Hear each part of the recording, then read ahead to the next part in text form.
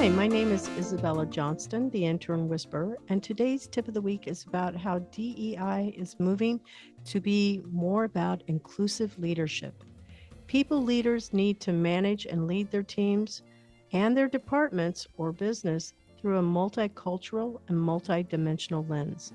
What does that mean? Having all types of people acknowledged in the workplace. Lead by example. Be sure to communicate and acknowledge the people that you work with. So this week's guest is Lyss Morton, and I'm so happy to have her. She is a self-taught wedding floral and event designer and serial entrepreneur. She's a podcaster. She's an author. She's so many things. You guys are going to be amazed with her. I'm so fortunate that I was on her podcast too, so we're like fans of each other. And this show is airing, it's going to air after Podfest, but I'm going to get to meet her in person at Podfest. So very happy. Welcome to the show, Lyss. Thank you so much for having me, Isabella. I'm so excited to connect with you again and meet you at Podfest because it's going to be life-changing. It certainly is going to be. All right. So we kick off our show with tell us 5 words that describe you and why those 5 words. So I am a mom. I am a wife. I am a goal-getter. I am an Enneagram 3, and I'm a serial entrepreneur. And I think those 5 words best describe everything about me because my kids and my husband or my wife are everything that I'm doing. I am an Enneagram 3 to the core, which means that I am an achiever at heart. And it's funny because growing up, I used to have what my parents and my grandma and everybody called the number 1 syndrome. And it's actually like perfectly in alignment with the Enneagram 3, which is basically I get my fulfillment and everything through achieving. And that's how I perceive love, is when I'm achieving things. So I'm constantly trying to one-up myself and do better, which boils down to the serial entrepreneurship and the goal getting because I have 5 businesses now. It started with my floral design business, but we'll get there. And ultimately, it's led to 5 different businesses, my book, my podcast, and who knows what else in the future is coming. Oh my gosh. Yeah, you're my kind of a woman because I love everything that you're saying. I went, that's welcome to my world. I feel like we are like soul sisters, so to speak. So this is going to be a good show. Really glad. All right. So tell us about your career journey. Where did it start and how did you get to where you are now? Okay. So I started working for my uncle in a chiropractic office when I was about 12 years old. And I stayed there for about 10 years of my life. He sold the business. I continued working there with the new owner that took over, and it was a dead-end job. I had gone to school for healthcare administration, and I had this like idea that I would just do what everybody else did, and I would go to college and I'd get a job. But the job stayed the same. There was no advancement, no growth, and as many times as I would go back and I would ask him, what's the plans for the future? Like, nothing would change. So realizing this, it's been 10 years. I have no PTO. I have no like sick leave. I have no benefits. I've got nothing to my name, just a measly paycheck at the end of the week.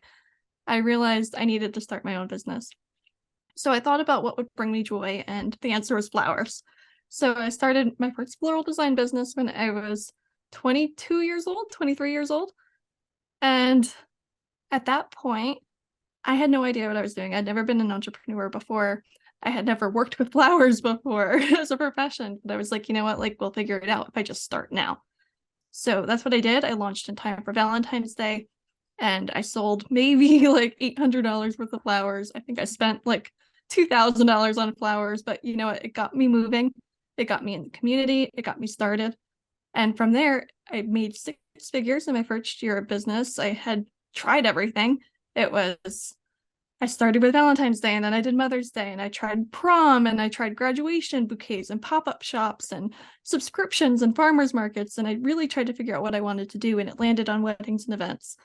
So from there, I had been in the industry. I was freelancing. I was building my skill set and really dominating the industry. And I had my listening ears turned on, and I kept hearing everybody saying, you know, we really don't want to go break down the event. So for those that don't know, florists often provide rental items. And those items could be candles, they could be vases, they could be really expensive things that they've invested in their business. And at the end of the wedding, around midnight, 1 o'clock in the morning, 2 o'clock, you have to go back get them. And nobody wants to do that after a week's worth of hard work where you're working 12, 15, 18-hour days. And then the day of, you're sweating, you're tired, you just want to like go home and lay down and not go back out at 2 o'clock in the morning. So I said to my husband, I was like, you know what? There's an opportunity here and we need to capitalize on it. So we started a shrub business as a result of our floral design business. Then in the peak of that, I had my second daughter. We were working on the computer, like her and I. And I'm like, you know what? Like I built this thing with 2 kids under 2 years old. And I'm like, I need to show other moms that they can do this too, because I had never felt so fulfilled in my entire life. And that led to me creating my brand, my podcast, and writing my book. And as a result of all of that, I came to the conclusion that, you know what, I can't do this all on my own. I need to bring a team on to help me. And I created my digital production company, which is Mama Media. So that's where we are now. That is a roller coaster ride. It is. Yeah, very exciting. I'm sitting there going, oh my gosh, did you even breathe? But and when we were talking, it was about you were writing your book, and I was going, you're so much further along in your book than I am, because it's already published and it's out there. So kudos. Yeah, February 19th. So let's talk about your book. What's the name of it? I know that you just mentioned it again, but let's just remind our listeners what it is and how they can find it and what it's about. Yeah, so it's called Welcome to the Room, Mama, and it's the Mompreneurs Guide to Getting Out of Your Head, Ditching the Mom Guilt, and Building a Successful Business. And you can find it as of February 19th on Amazon primarily, and it'll be rolling out into other places after that. But you can get it on Amazon for 99 cents, like right when this podcast goes live, and it would mean the world to me if you left a review on it. Okay, so what if somebody wants to get an autographed copy? How could they do that? They can go right to my website. It's lyssmorton.com, and they can buy the book on there. You'll get a signed copy from me, and we'll ship it to you. That is wonderful news. I love signed books, to be honest, because I just sit here and I go, and I was an English major, so reading books, go hand in hand. All right. So what is something that you've typically done? Let's go back to that first business as to what you were starting there, the florist business. I'm sure that you had to deal with a lot of brides and probably funerals. I would think it's like the best moments of life, but it's also sad moments. What are some of those day-to-day things that happen for a florist? Because I don't think that many people realize this is hard work. It's like, wedding planner and food services. It's everything. Yeah. And there's not a lot of gratitude, I think, for those people. It's like one of those people you don't think about until you need them. Yeah. And when I started my business, like we're home based. So I was like, I can't do a retail kind of structure because I didn't want people come to my home and the zoning department was going to be up our butt if they did. So we liked the weddings and events aspect because we were able to design in our home studio. We converted our garage into a studio. We built a cooler, like all the things. And we're able to deliver to the venues and they don't have to come to our home.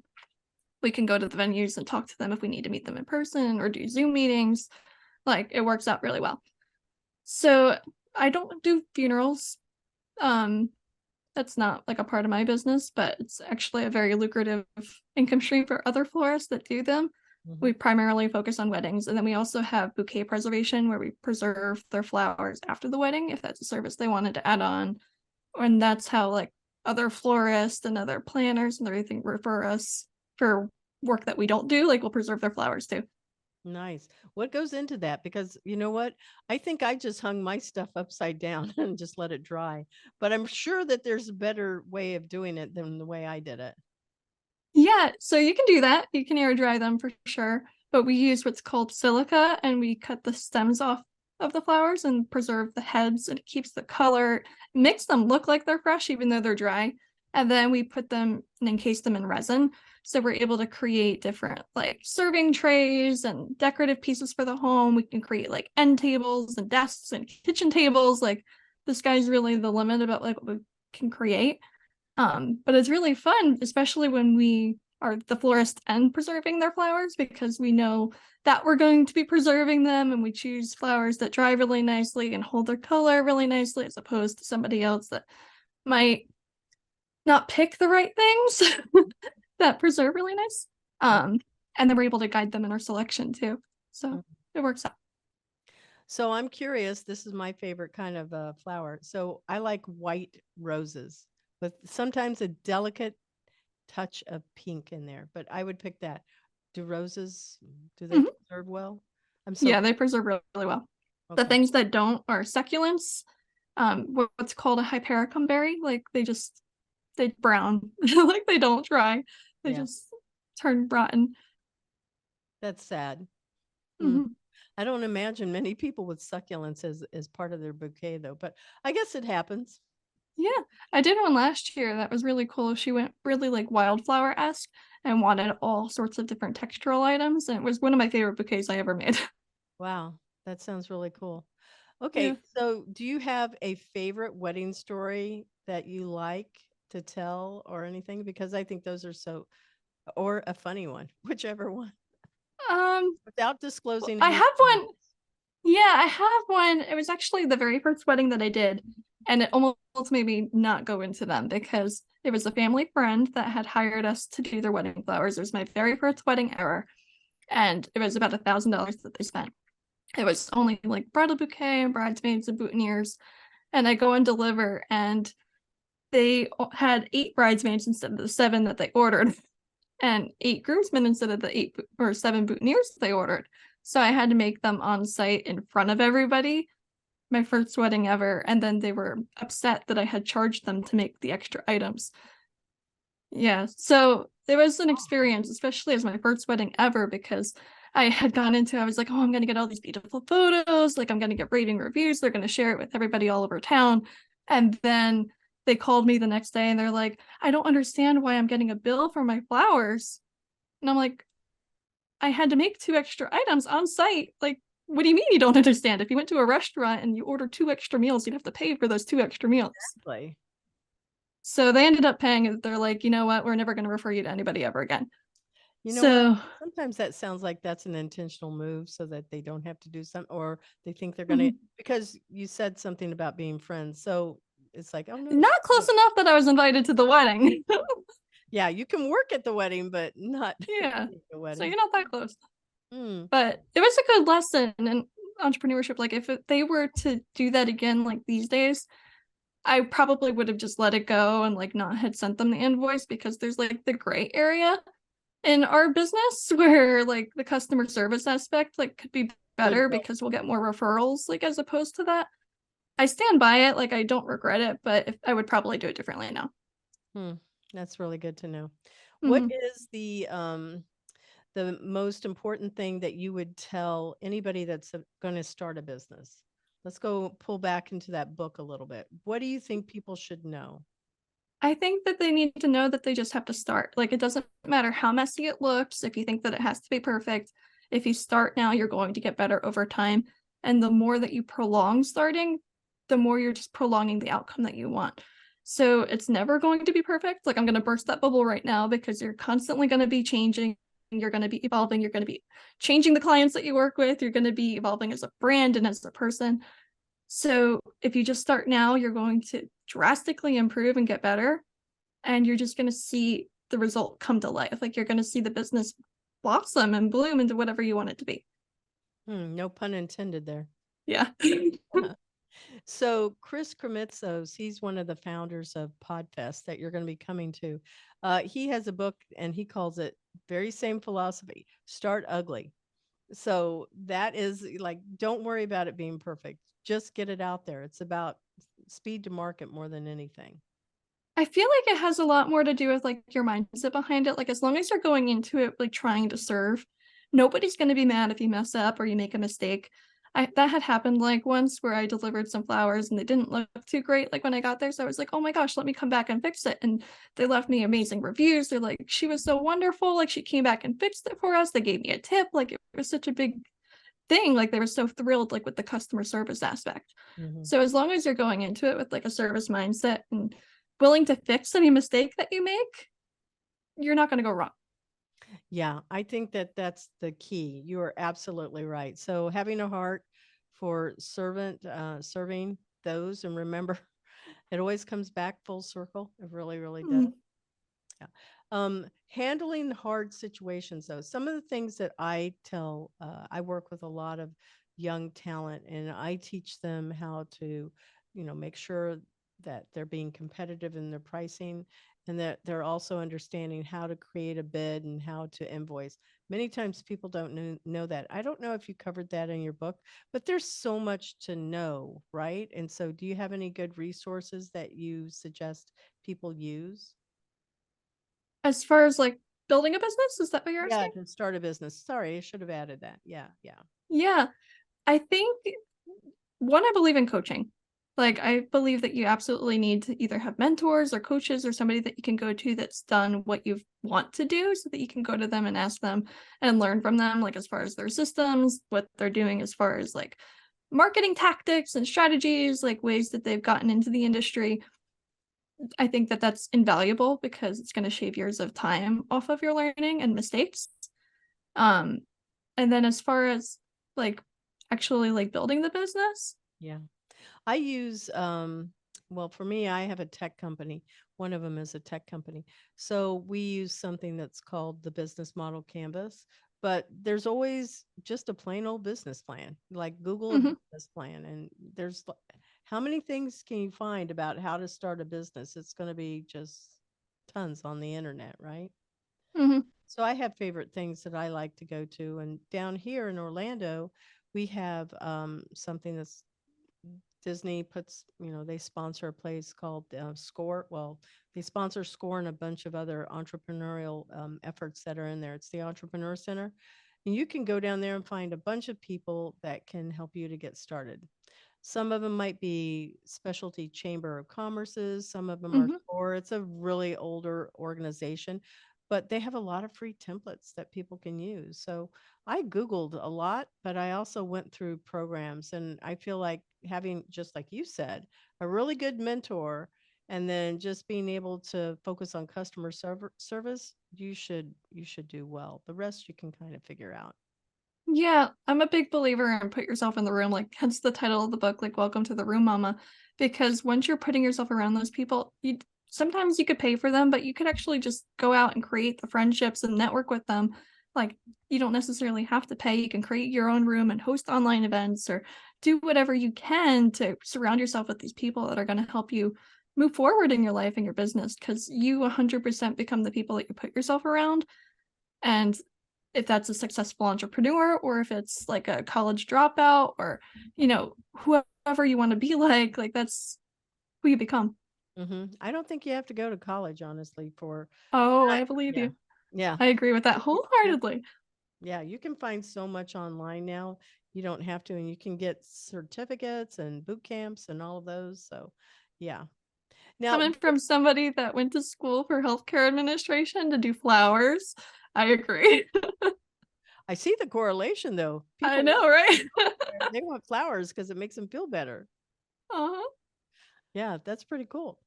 All right. So, what is a favorite quote that you live by?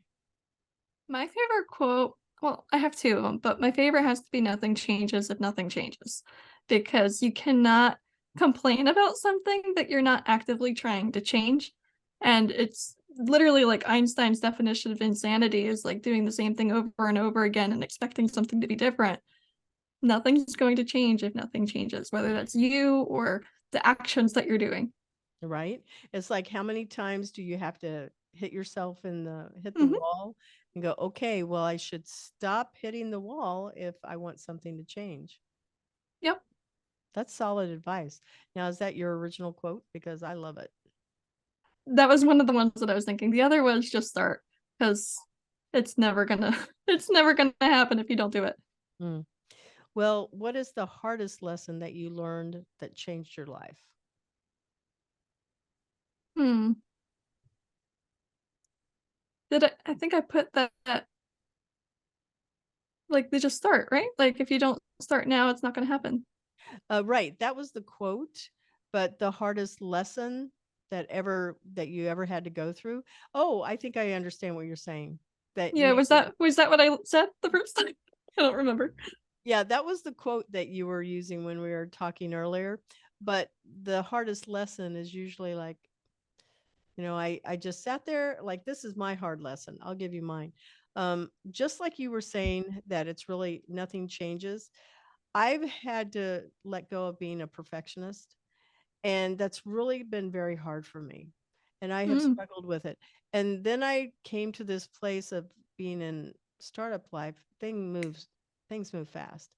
So if I tried to carry that philosophy in here, and the day that I've had today, this is exhausting. And I have to make all kinds of decisions and go, okay, am I letting go of this one? Am I going to let go of that one? That was really hard for me as a perfectionist to hmm. let go of that type of thinking. And I would say it took me probably 5 or 6 years, not even when I was even having a business, but it took me 5 or 6 years just to let go of that. And just like in my marriage and when I was teaching, like, it's going to be okay if it is not the way that I'm saying that I want it to be done. So I think that was and 5 years is a long time, It honestly. is. Yeah. It is. It was like one day I woke up in the classroom and I was just so worried what those students were going to think about me. And I went, oh my God, I've already passed 10th grade. What am I worried about?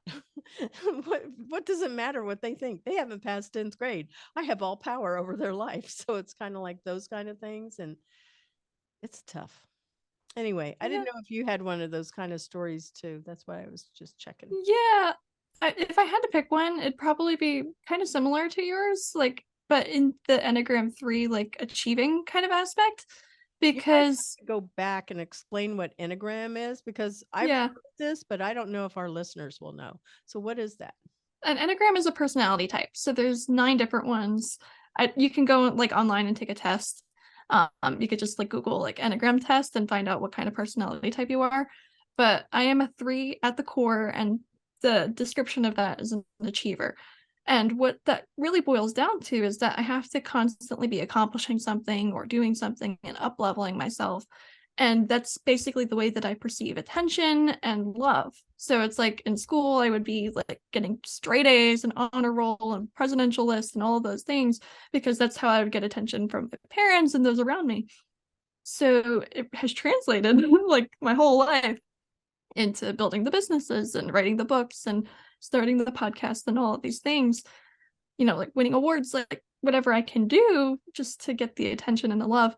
So the lesson that I've learned there is like one that it's not like I used to be ashamed of it.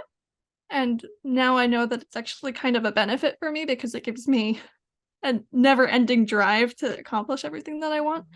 But on the other end, it's nobody else is really paying that much attention.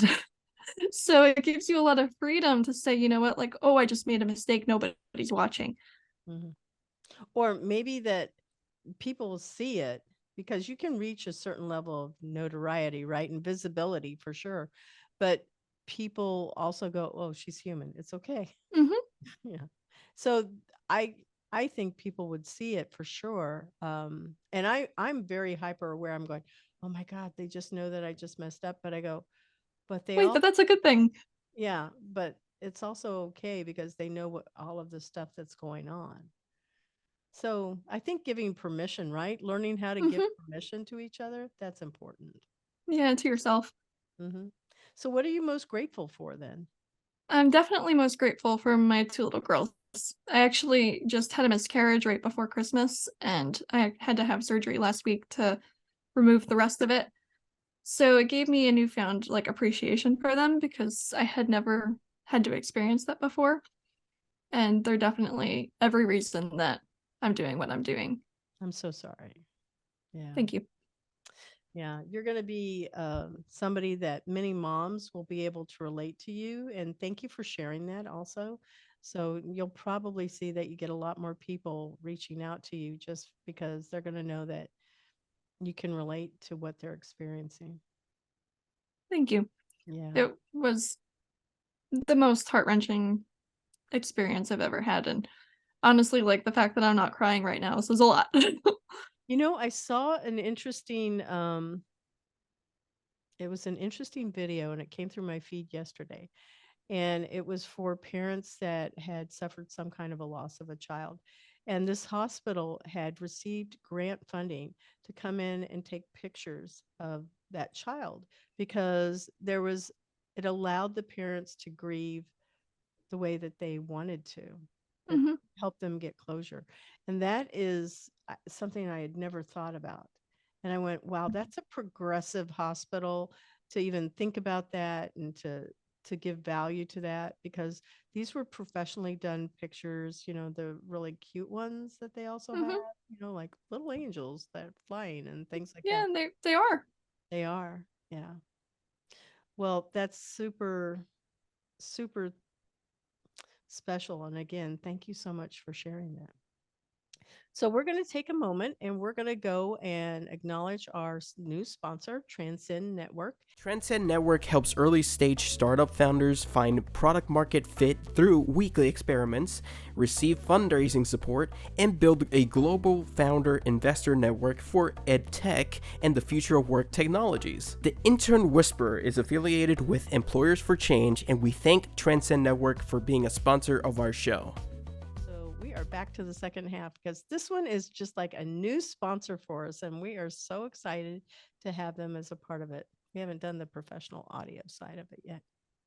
So, what do you think the future of work is going to look like? 2030? Okay, that's just literally just a few years away.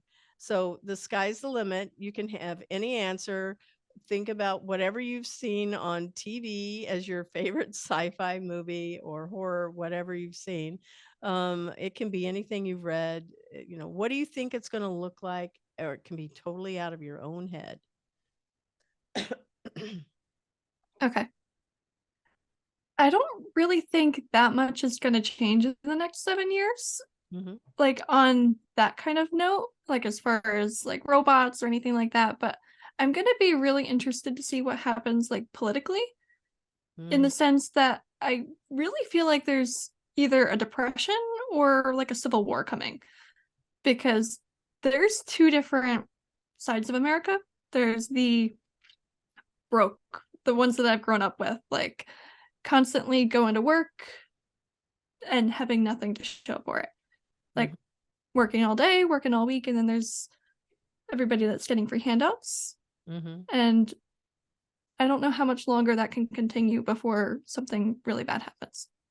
You know what I heard on the news and I was reading in some of the feeds is that there is a representative that's wanting to change the retirement age from 65 to 70 because Social Security isn't going to be able to cover that. And that's an interesting thought because even though people can live longer, there's other variables that are in there because with Mm-hmm. our world as it's become more remote, more of a gig economy, gig workers. I was also reading another article that said that employees, as we've been downsizing, what the future could look like in 2 or 3 years is that there won't be employees. We would end Mm-hmm. up going and saying, okay, we're going to build a team. We'll hire these people to come in and build a team. And that becomes how you get work done. And then they're only there for a project and then they're let go. So I don't know about you, but I sit here and I go, gosh, what could it look like? And I love reading all of the trends that are out there as to how it could be. The concern is about remote work also though, and you work Mm-hmm. from home. So, Yeah, and it's fascinating that you brought this up, because my husband and I actually like talk about this a lot, because like all of our friends still work, like going to jobs like their pension jobs. And we're like, like you're probably not going to be able to collect that pension by the time that you retire, right? And they're like, no, like we're fine. And I'm like, okay, well, I wouldn't. Um but say, it's interesting because nobody can find workers. And what's happening like right now is more, like you said, more people are going to work for themselves. They don't want to work for anybody else. So it's really interesting to see like what's going to happen by the time 2030 comes, because there probably won't be any employees anymore. maybe not in major places like Mm-mm. hospitals But and you wonder what that's going to do to small business too. yeah, I have a lot of thoughts about that, but I always like hearing what my guests have their thoughts are about it. Um, Remote work, it's definitely here to stay, but I also feel like there's another area that we're not talking about, and it's about socialization. And I think that some of the reasons why people are feeling depressed and suffering with anxiety is because they're not in the same social settings that they've been accustomed to. So there's this what would I even call it? This separation of how we've done things and moving into a different way of how we would be gathering together in social settings at work.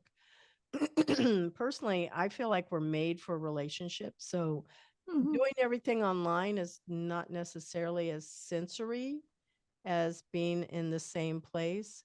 And you're in event management. I don't know. Do you think that there's going to be things that change with that?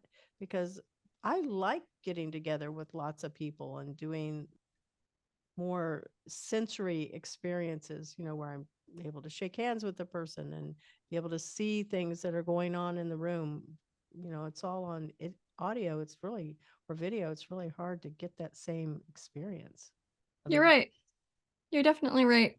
I mean, I don't see weddings or celebrations or anything going anytime soon, but I'd be interested to see on how it shifts. Like maybe they do smaller scale versus inviting 300 people. Maybe they only invite 75 and they still have the budget to make it just more extravagant.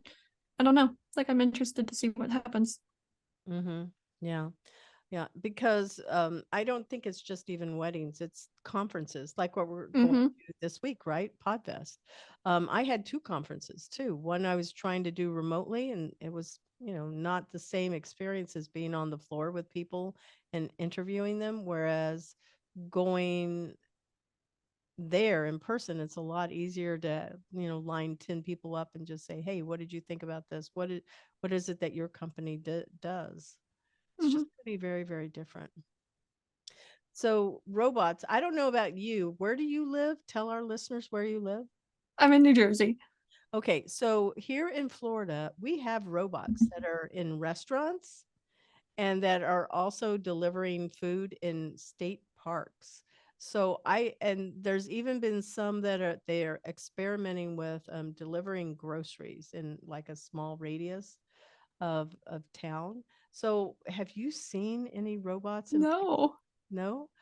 It's so funny because when you come here, I don't Are know. they what you would imagine them to look like, or do they look like people? They look like the ones that are in Kissimmee are at a restaurant. Somebody's told me about them.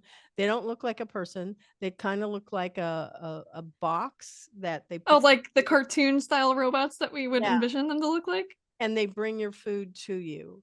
And the Fascinating. ones that are at the state park, they kind of look like a little robot, and its body opens up, and that's where your snacks are. It brings you food also. That's where the snacks are, and then it goes back. But they're on treadmills, and they don't walk like a person. Fascinating. Yeah. So I think that's pretty interesting. We also, I don't know if you have a car, but we have autonomous driving vehicles in Very Lake true. Nona. Yeah. And then we also are experimenting with mass transit like buses. So have you seen any of that? Because, like, I think you're in a metropolitan New Jersey. It's like, way bigger than Orlando, it seems. But I live in such a small, like rural part. like like I'm not in the city, but I I do see what you mean by like the self-driving cars and the way that technology is like really advanced in that way to be able to do things on its own. Yeah. Well, when you're down here, keep an eye out. See if you can, are you staying at the hotel also? No, I'm saying like on the main drag, but not that hotel. It was way too expensive. So look to see because they are experimenting with some things over there on iDrive. And if you do, you'll be able to see like what's going on. They have some trolley cars that take people around. I'll be taking the trolley. So look and see if there's a driver. I've heard that they're beginning to test some of those things out. And I'm going, I don't know. I don't know what's going Wow. on. All right. So the next question is, we've been talking a lot about Chat GPT. I don't know if you've had any experience with that, but some of these things that we are creating, I don't think that people are weighing the ethical sides of it. just because we can create robots to wash dishes in a restaurant, does that mean we should? Because there's going to be some people that cannot because of either intellect or language barriers, or Mhm. they're not citizens, whatever. There's going to be some jobs that they end up getting that they wouldn't be able to get a high paying tech job. So I feel like we need to be really addressing some of these things. What are your thoughts about just the ethics of just like, well, yeah, we can, but does that mean we should? Yeah, I think that kind of goes back to what we were talking about, like as far as like small business and like small employees, like that can't, or I want to say the mindset like isn't there to be able to shift and do other things. But how is it going to affect the whole economy and the whole systematic, like I want to say economical, like ecosystem, if that's like the way to refer to it. But because I don't, I can't see how everybody's going to be able to survive. Mm-hmm. That's what I'm saying. Yeah. Because if that makes us more of a socialist um, government, that's Hmm. what we would end up having. And so, what are we going to do with those people that cannot get those types of jobs? If I go into a Starbucks and I can just go order it, I don't need a barista anymore, and I'm just Hmm. getting, it straight out of a machine. I can do that, but part of it is being able to have jobs for people. Hmm. Yeah, it's either I could see it going either two ways. Like either they're going to get more government handouts or they're going to be forced to do something else. Yeah. I think these are the questions that I don't know. I'm not seeing a lot of these conversations in things that Hmm. I'm following, whether it's through just searches or in HR, areas, and certainly in the futurist, you know, LinkedIn groups and other groups that I follow. I'm not seeing a lot of that. So it makes me always kind of concerned as to like, are we really thinking about both sides? Yes, it can do amazing things. Yes, it can write in seconds, minutes, if you will, chat GPT. It can write in minutes and give you a 5 paragraph essay that might sound like, Snoop Dogg and his voice and all of that type of jargon that would be used. But just because we can, we need to have some type of boundaries around it, policies. Hmm. And one of the things I also read is a professor had said, so this is a tool. I'm going to want you to use it. You will use it. And here are the things that you need to understand about how to use it. And I thought that was very progressive. And he said, just because you can use it, you need to be thinking of it as a thought, how thoughtfully you will use it and how it is appropriate and not appropriate in all ways. Hmm. So I appreciated that he was putting that out there, because your daughters are going to grow up with this tool, and will they know how to research? Will they know how to fact check and do things for themselves? That's Probably they're not going to learn that in school. Like, no. Well, according to what I'm seeing, they're saying yes. So they're going to have to do more research, and they can write a standard 5 paragraph essay on whatever the topic is, and then they have to fact check it to make sure that it's going to be accurate. seems like a lot of extra work other than just doing it the first time. I don't You know. mean learning how to write? Yeah. Well, it's the same thing. It's like when Google came out, there was a lot of discussion like, oh, it's going to take away the ability for us to think. And the same was true with Like calculators and calculators too. No, people can't do, well, they can't do math, but it's also a more efficient way of doing math, but you still mhm. have to learn the basics. The grid's going to go down one day. So when it does, we still need to know those basics. Anyway, those ethical dilemmas are one of the things that are interesting. So You how, I question though, like I question, this is gonna sound like very what's the word I'm looking for? Like conspiracy kind of theory. oh my gosh, don't get But me I started. was gonna Yes. say, like, I really question if the government doesn't actually want you to be dependent on them and not know how to do math, not know how to write, not know how to read, not know how to do cursive or think for yourself. Because you got to think about it, like we're with all the technology that we have right now, like we're putting our kids on iPads, we're putting them on YouTube, we're putting them on TVs, like these are their babysitters, and then we send them to school and they're learning whatever the curriculum is that the government's forcing them to teach. So I wouldn't be surprised, if we as parents have less impact on what they're learning, because all they're surrounded by is what, I want to say, like what's the word I'm looking for? Like The mandated curriculum. Yeah. Like I'm trying to think of like Big Brother, like what they want you to say, like what they want them to learn, what they want them to absorb.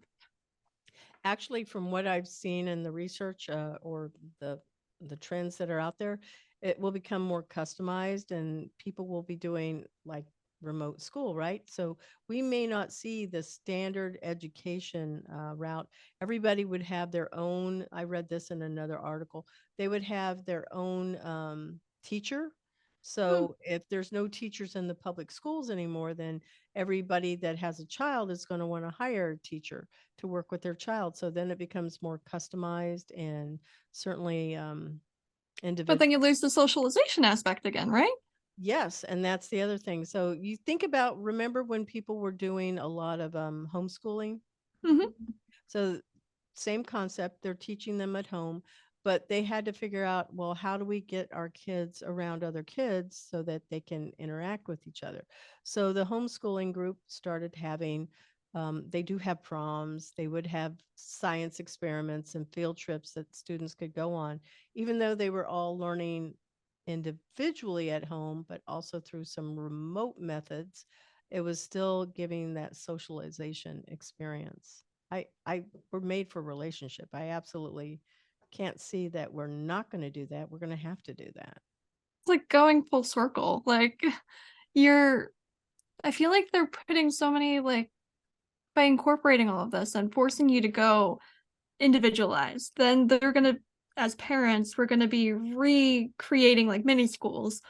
And at that point, like, why did you do this? Like, what changed? Like, why did it change? Yeah, yeah. Those are the concerns that I definitely follow. Something else that was another thing that I read was the desire for having this continuous learning even in the workplace. And so it would be the same there. They're beginning to give budgets for employees instead of doing like maybe one mass training on cybersecurity, right? They can begin to customize it and give you $1,500. This is what's going to have to last you for the year. And you would go and sign up for any courses that you want. So it's specific to your job role. And it would be something that you might be wanting to learn more about. There would be these places of like harassment, sexual harassment in the workplace. Okay, so that would be a company wide thing that people would follow, but they're building in more learning there so that you're doing it on site or you're doing it, even in the home setting, and your professional development, if you will, is something that you get to have more control over. So decentralizing everything, whether it's education or decentralizing how you grow professionally in the workplace, these are a lot of the trends that are out there. And it's really forecasting what's coming for sure. Fascinating. Yeah. Anyway, It's also kind of scary, like at the same time. Right. There's this show that I recommend. I've talked about it a couple times on some of my other podcasts. They're both on Netflix. One is The Future of, and it's a little bit more balanced approach to what the future could look like from um, instead of going to a regular when somebody dies, going to a place to be buried, have your body prepared.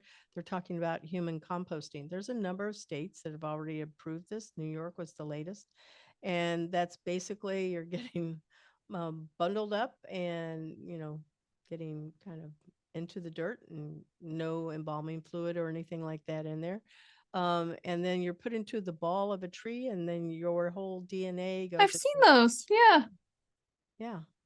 So there's that. They've talked about moving out of the cloud and putting a lot of our data into plants so Hmm. that we're using that in a more efficient way. So it's not taking, vital minerals from the ground.